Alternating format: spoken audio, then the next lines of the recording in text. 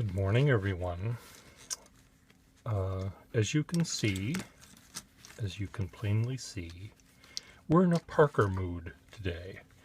And this selection of pens could be any other maker, but I'm using Parker as our example for what I want to think about today. And I've thought about this every once in a while when I think about a particular model of pen, or sometimes a particular company of pen. What is the quintessential elements of why this company looks like this and another company looks like that, or this model looks like this and that model looks like that. Here, let me just arrange these by date, sort of put some sort of order in this chaos. I guess it's something like this, but oops, something like that.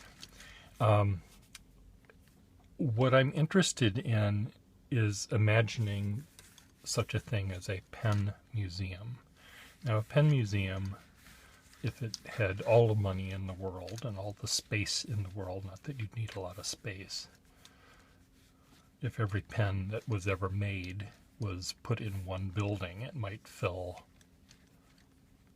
one side of one floor of the Pentagon or something, and room for every typewriter that was ever made. Now, I don't know how much space every pen in the world would take, but if you had limited space and wanted to show one Parker, what Parker would that be? Would that be this one, a big red? Or would that be the Parker 51? Or would that be the Parker 75? Or the 45? Or something else? What would be the one pen be? And then when you think about what model it is, what would be the color or the version of it that you would include, that you would choose? Not include necessarily, include in the larger thing of pen museum, but what would you choose to represent the Parker Duofold? So one of the things that makes me smile when I'm looking at the thousands of pens I have is to think about that. What is the quintessential Parker? What is the quintessential model of a Parker Duofold? Is it the senior, the ladies, the junior? Is it, what color is it? So let me just explain to you why I've chosen this particular pen. So the red Duofold Senior was, in pen history, was the first pen that was sort of manufactured to sell for a lot of money. It was $8.75 or something like that in 1920 something, whenever it was. And how could they charge so much money for it? Well, they made it big, and they made it red. It wasn't black. Your Model T came in two colors now. It can come in black and it can come in red. So, oh, by the way, here's a disclaimer, because I know that I'm going to get a lot of facts wrong. So deal with it. Maybe this wasn't the first pen that was made to be expensive. Yes, there were other pens that had diamonds and gold and glitter and froth all over them, but this was marketed, sort of mass marketed to the public to be sold for a lot of money. And people bought it because it was expensive, perhaps, and because it was big and because it was orange. So, of all of the varieties of this pen that would belong in a small museum, not the blue one, not the yellow one, not the modern, but this is what I would choose, the senior size of the Parker Duofold. Now, not every pen in this museum, even if there were senior sizes available, would I necessarily choose the largest one, because sometimes certain pens, when they were made large, large, become stupid. A Waterman 20 becomes a joke. You know, you need big pockets for that pen. Not only big pockets to buy one, but big pockets to put it in. And it's your big hands to use it. Everything about it is big, and it doesn't necessarily make sense. It might belong in the freak section of the museum, the novelty section, but I think of this museum as not so much an art museum, but a science museum, where you're showing the technology aspect and the manufacturing aspect of the pen, not the rarity of it. So an art museum that would show the pens that I'm showing maybe would be a museum of popular reproductions made by printers throughout history, whether it be Courier and Ives and things like that. I really don't know. I haven't thought about that. But anyway, so here's this one. Let's move to the Parker Vacuumatic. Let's just pick this. Now, the Parker Vacuumatic, a black Parker Vacuumatic would not be the one that I would choose. Because when you think of, if I were to say Vacuumatic to anyone that knows pens, they would immediately think of the striped thing, I would think. It's like if I said the word pencil to someone on the street, they think of a yellow pencil. Do I have a yellow pencil anywhere near me here? I have all sorts of other colors, but somewhere I have a yellow Ticonderoga pencil. And not only were Ticonderogas yellow, but almost every other pencil that was made was that color. It's like a school bus. School bus, when you think of school bus, you think of a particular color. Fire trucks are red. So what color is what are these again? Vacuumatic.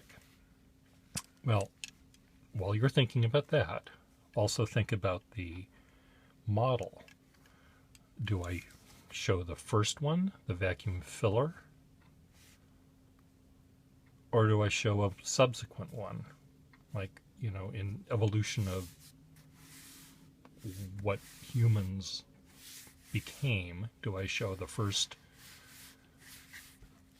chimpanzee that got upright, the first ape-like creature that stood up straight or used a tool, or what? Do I show a later one? I once did a drawing of the evolution of vacuumatics, and it showed the vacuum filler as the Cro-Magnon, carrying a big club, and then it went further this way. And the last, I don't think I included the Imperial Vacuumatic, just because I think that's a freak. But it was the Speedline filler, this one, as the sophisticated model with a briefcase and a Homburg hat, walking very proudly to his insurance office or wherever he was going for work. So, and that's sort of how I thought of these pens, as starting clumsily and ending elegantly with junk in the middle. So do I show, in this particular case, do I show an early Speedline filler, or do I show, lockdown filler, or do I, this system, which was new, or do I show this system, which was better, didn't have as many parts to go wrong? That's probably not the right filler for it, but I'm not gonna get in the way of, have that get in the way of this? Or do I show the 3-banded one or the single-banded one with the pattern on it? Which one of these do I use? And then which color? Is it going to be the gray? Is it going to be the brown, green, red, blue? Yes, it could be the yellow one, David Isaacson. But again, that's a freak. That's not, I don't think that that's the standard. I don't want any freaks in this museum. I mean, they can have a special case over there with the baby pen and the Waterman 20 and all that kind of stuff. They can be in the fancy or the weird section. But of the vacuumatics, what do you think, and you and you and you, what do you think the model, if you had only had one to go in this museum that has this in it, right now there's only this, which, following the rule that I came up with this, what is the rule for this? And I'm ambivalent about this one.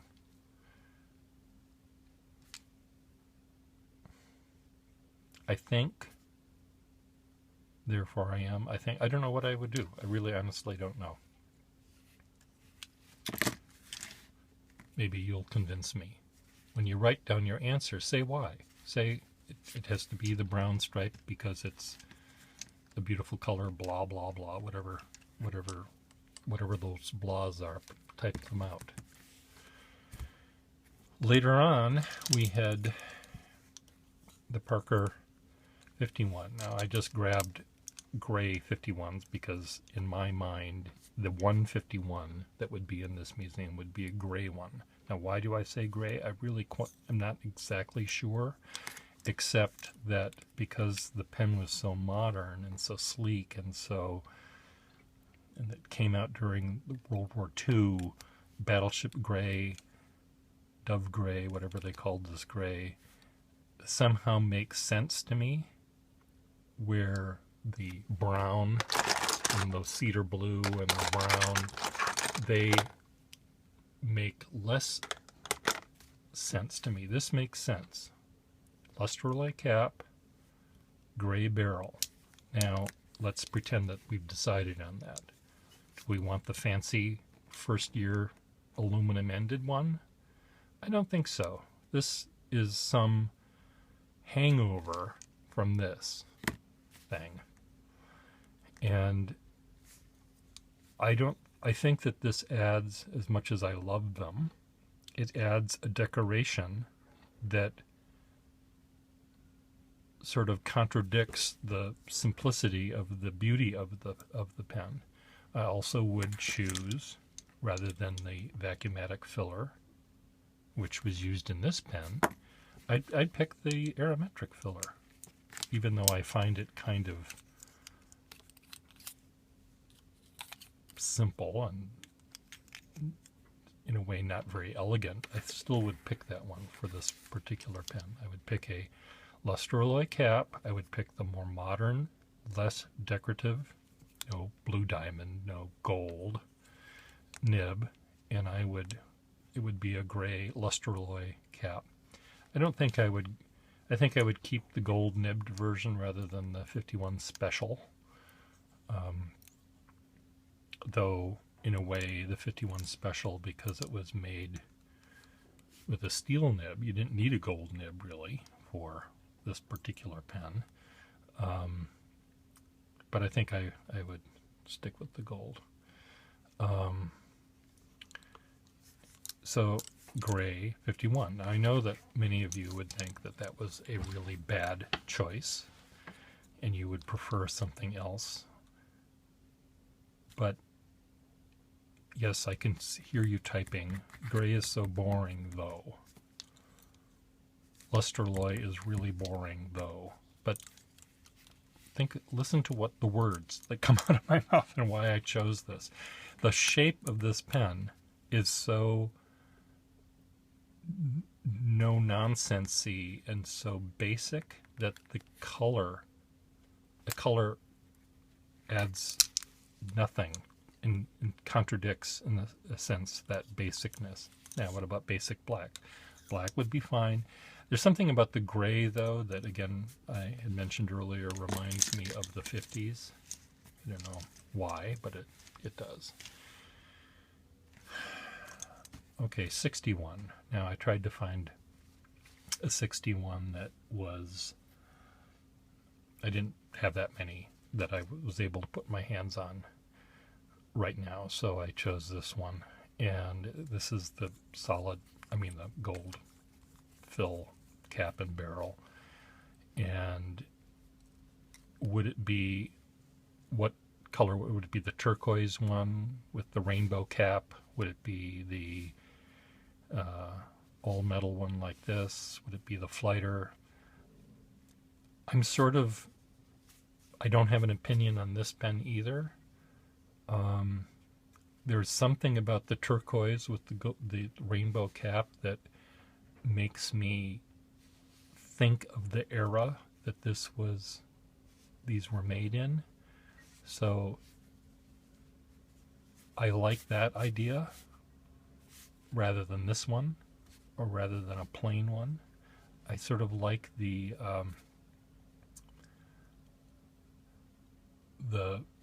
attempt to make it fancy in a modern way. And so I think that I might pick the turquoise barrel with the gold fill rainbow cap, which I don't have in front of me right now, but I've got one or two kicking around here.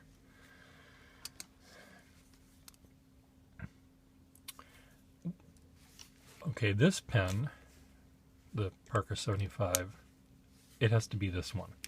I'm just telling you. It has to be the silver, the standard one. It's like this thing. The silver one is the one that was always in the National Geographic magazine. It was always the one that this pen kept fountain pens in the mind of the American public when ballpoint pens and Bics and Flick My Bic, Click My Bic, whatever they were. Flick My Bic was the lighter, I guess, but where ballpoint pens were the scripto, and those sorts of noisome objects were being manufactured and sold. And then there were cartridge pens, of course, too, I suppose. But this pen, single-handedly, I think, kept, in my mind anyway, maybe in your minds, fountain pens that cost money.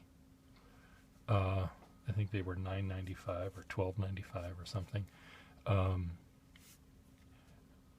In the mind during the 60s, and I admire them for that. And it's this one, the one that has the graph paper, the one that has the skyscraper crosshatchy lines, which was so businesslike. It's just perfect. The gold overlay ones and the ones with pretty patterns and all that, they're all just lesser versions of this pen, I think. Parker 45s. This again is just one that was handy.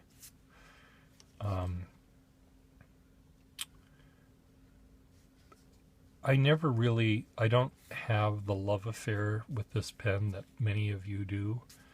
Many of you grew up with this pen as your first pen, and that was important for you, that you had that remembrance of your first pen. I didn't have one. I didn't have a first pen. I used Rapidograph drawing pens in my formative years rather than fountain pens, either newly manufactured or vintage. I didn't know they existed really, other than in the back of the National Geographic magazine. I would have loved this thing, but $12 or whatever they were at the time was way more than my allowance would give me. But many people had these pens, Parker 45. And what would be the right model in color. I guess the models are all more or less the same. And color cap for this pen in this museum. And would it be the gold nib or the steel nib? This must be one of the first videos where I have not written with these things. And I'm going to keep it that way, just because we're talking about some other aspect of the pens, which I normally don't really talk about, but I think it's worthy of talking about. You know, at some point, if I want to downsize my life, or if I have to move into a one-room retirement hospital bed or whatever, iron lung, what pens would I take with me to the iron lung? You know, I have 10 to bring with me, but I want them to remind me of the entire history of pen manufacturing.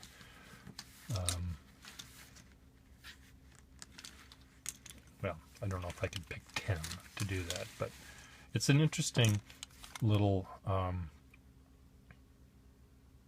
thought experiment. So you guys let me think about it and type what you think. Tell me which one of these I'm going to take with me, which one of these, and which one of these. I've already made my decision about the other three. So which, in my museum, which Vacuumatic and what color and what size, which Parker 45 should I have on display, which 61. I think I've made my decision about that one. So which of these and which of these? Type your answers below. Single spaced, one side of the paper only. Start.